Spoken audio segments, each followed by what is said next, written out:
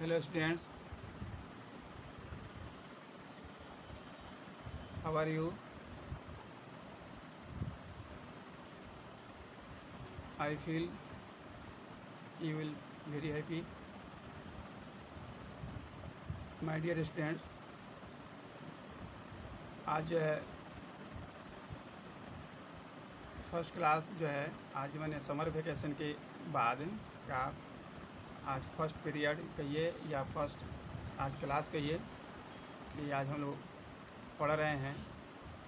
Summer vacation में कुछ holiday homework भी मिला था, शायद आप लोग उसको बना लिए होइएगा। तो आज जो है रेस्पिरेशन से ही रिलेटेड कुछ चीज़ जो है आज फिर पढ़ेंगे।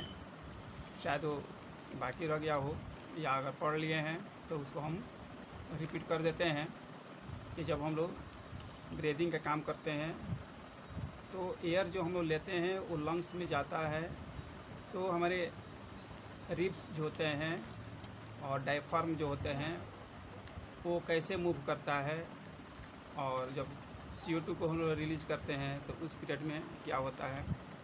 तो इस तरीके से हम लोग को ये पढ़ना है कि जब हम लोग एयर को लेते हैं तो हमें रिब्स जो होते हैं वो आउटवर्ड और जो है अपवर्ड डायरेक्शन में मूव करता है।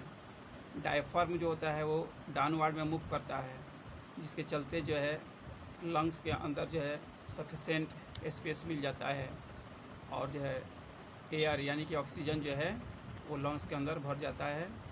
और ये भी हम लोग जानते हैं कि जो ऑक्सीजन अल्वियोली के अंदर आता है, अल्वियोली के जो वाल्स होते हैं वह जो है ब्लड वेसल्स से जुड़ा हुआ रहता है, और वो ब्लड वेसल्स इस ऑक्सीजन को लेकर के और बॉडी के पार्ट्स में ट्रांसपोर्ट कर देता है।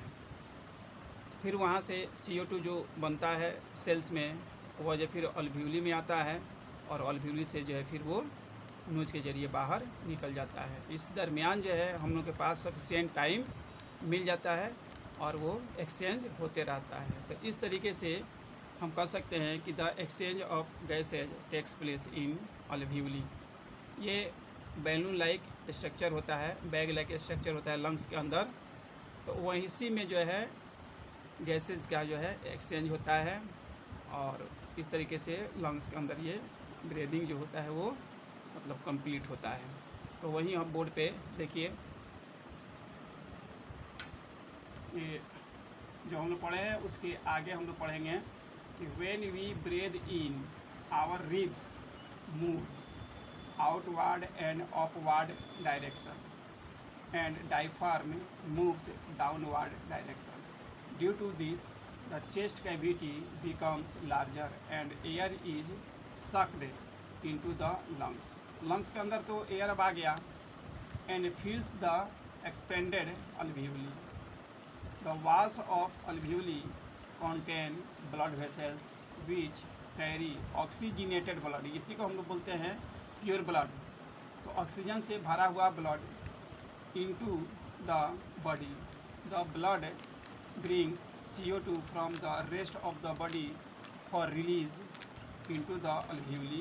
During breathing cycle, when air is taken in and let out, the lungs always contain a residual volume of air so that there is sufficient time for oxygen to be absorbed and for the CO2 to be release. यानी कि जब हम लोग breathing का काम करते हैं, सांस लेते हैं, सांस छोड़ते हैं, तो हमारे लंग्स के अंदर जो है ये सफिशिएंट टाइम मिल जाता है और गैसेस का जो है वो एक्सचेंज होता है। इस तरीके से सांस लेते हैं, सांस छोड़ते हैं, और जो है इस तरीके से एक सफिशिएंट टाइम दोनों के बीच मिल जाता है।